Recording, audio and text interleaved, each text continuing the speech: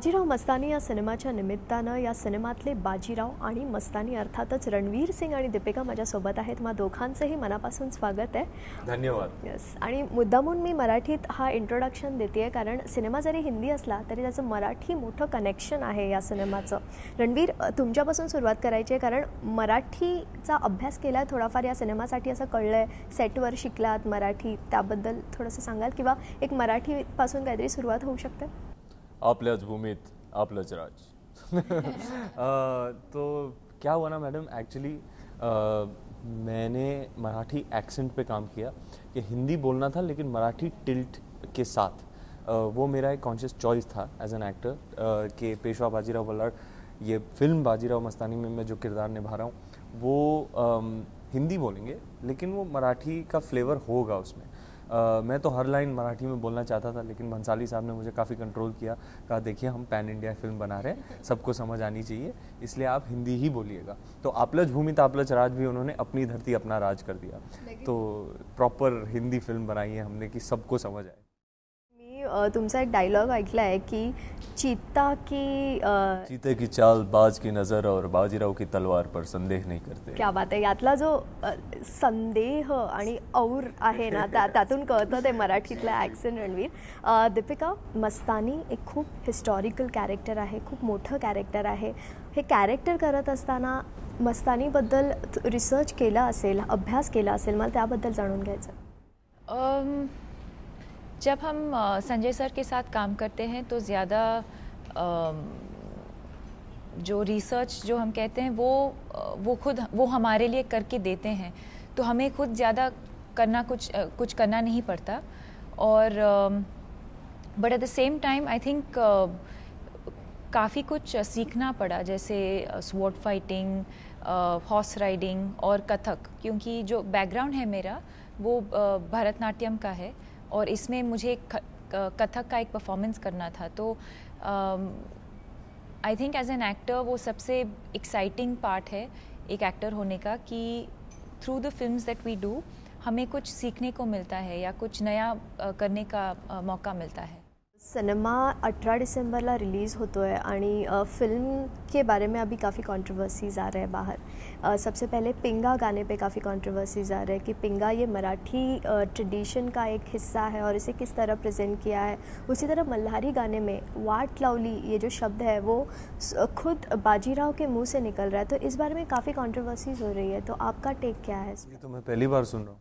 हाँ, बिकॉज बाजीराव पेशवा जो है वो एक हिस्टोरिकल एक हिस्ट्री है हमारी, और उनके मुंह से अगर वाट लगली ये शब्द आता है तो काफ़ी भावनाएं हर्ट हुई है. तो उसके बारे में कुछ कहना चाहेंगे आप? आपका क्या टेक है उस पर? आई थिंक जो प्रोड्यूसर्स हैं, डायरेक्टर्स हैं, राइटर्स हैं, दे आर बेटर इक्विप्ड कि ये सारे सवालों का जवाब दें.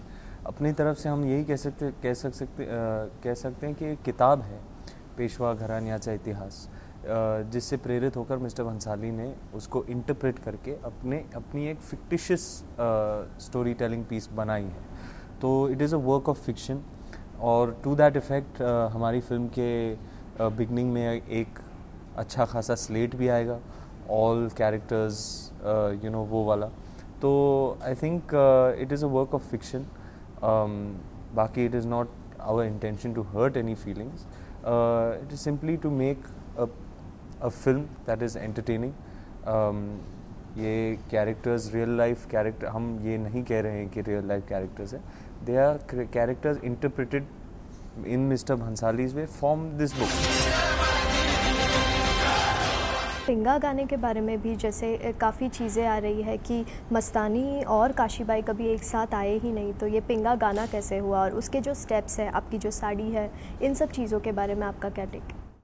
मैं तो यही कहूँगी कि जो हम बनाने की कोशिश कर रहे हैं, Sanjay sir is very sure कि हम क्या कर रहे हैं, और जितना रिसर्च उन्होंने किया है 12-15 साल से जो रिसर्च किया है, आई एम श्योर कहीं ना कहीं कुछ तो व्हाट डू यू से रिसर्च करके ही किया होगा.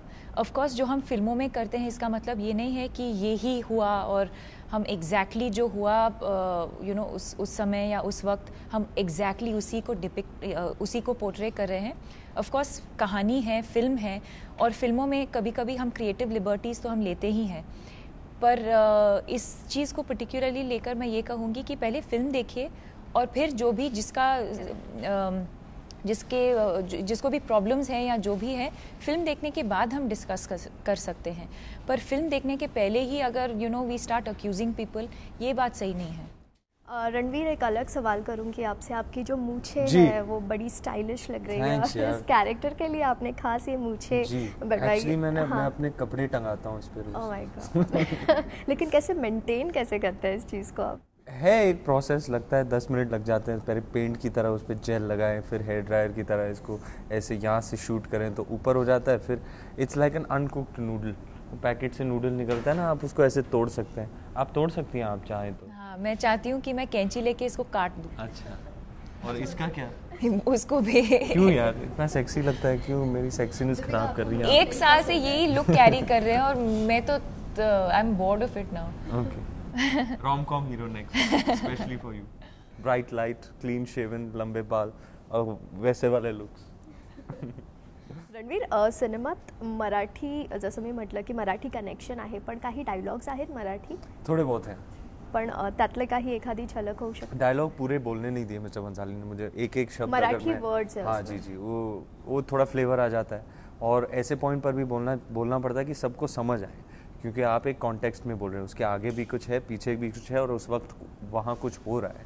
और आपके चेहरे पर अगर कैमरा है तो आप जैसे जाइए की जगह अगर निगाह बोलें तो वो बात समझ आती। तो उस हद तक जहाँ सबको समझ आए वहाँ मुझे अलाउंस दी गई। मैं ये भी पूछना चाहूँगी कि 18 दिसंबर को शाहरुख काजोल द एवरग्रीन जोड़ी की एक फिल्म आ रही है दिलवाले, और उसी के साथ बाजीराव मस्तानी आ रही है, तो कितना कॉन्फिडेंट फील कर रहे हैं आप इस चीज़ के बारे में? जी, आई थिंक कॉन्फिडेंट हम दोनों फिल्मों के लिए है और ऐसा नहीं है कि हम एक दूसरे को लेकर हम कम्पीट कर रहे हैं। मैंने रोहित शेट्टी के साथ भी काम किया है और जैसे फिल्में वो बनाते हैं और जो संजय लीला भंसाली सर बनाते हैं बहुत ही अलग हैं। So I think the flavour is different, the mood is different, the films are different. जो कंटेंट है, जो कहानी के थ्रू हम कहना चाहते हैं वो भी बहुत ही अलग ही होगा। तो हम चाहेंगे कि ऑडियंसेस दोनों फिल्मों को चांस दें एंड 18 को जब दोनों फिल्में रिलीज़ होंगी, go and watch both of them और दोनों फिल्मों को उतना ही एंजॉय कीजिए जितना हमने एंजॉय किया है। कंट्रोवर्सी की बात आई तो एक और सवाल मैं करना चाहूँगी कि जब फिल्म की शुरुआत हुई तभी फिल्म के सेट पर बाजीराव के जो डिसेंडेंट है उदय सिंह पेशवे, उनकी फैमिली को बुलाया गया, वो खुद वहाँ पे मौजूद थे, लेकिन अभी वही इस बात का प्रोटेस्ट कर रहे हैं कि फिल्म में काफ़ी चीज़ें हैं जो उन्हें हर्ट कर रही है। तो उस दौरान कभी बात नहीं हुई इस बारे में? मेरी तो खैर नहीं हुई। हाँ, वो आए, बड़े अच्छे से मिले, हम लोग ने लंच किया, फ़ोटो खिंचाया, बहुत खुशी का माहौल था, मुझे याद है जिस हद तक। और बाकी आप भंसाली साहब से पूछ लीजिएगा कि क्या हो रहा है। पिछली बार जब उन्होंने प्रेस कॉन्फ्रेंस ली तभी उन्होंने ऐसे कहा कि जब तक हमें फिल्म नहीं दिखाएंगे हम फिल्म रिलीज़ होने नहीं देंगे, और उन्होंने पिटीशन भी फाइल की है कोर्ट में। इसलिए I just wanted that clarification from you. और इस फिल्म के बारे में आपके चाहने वालों को क्या कहना चाहते? बाजीराव मस्तानी हा सिनेमा येत्या 18 डिसेंबरला प्रदर्शित हो, नक्की जा आणि सिनेमा बघा। जय मल्हारी, बड़े डायलॉग। हर हर Mahadev. Yes, thank you so much Ranveer, Deepika, आपने इतना वक्त दिया, एंड ऑल द बेस्ट इस फिल्म के लिए। झी 24 तास रहा एक पाऊल पुढे।